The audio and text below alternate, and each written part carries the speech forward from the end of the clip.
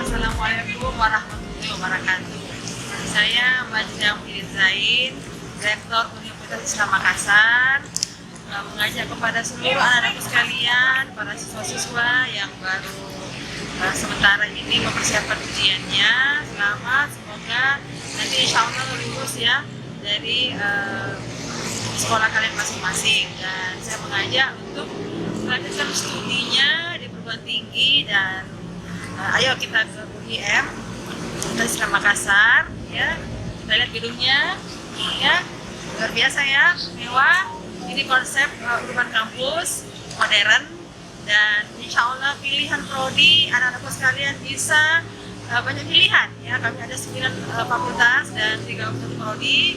Insya Allah kalian akan dididik menjadi manusia-manusia yang hebat, manusia yang unggul, mandiri, dan cerdas intelektual, cerdas spiritual, dan cerdas emosi.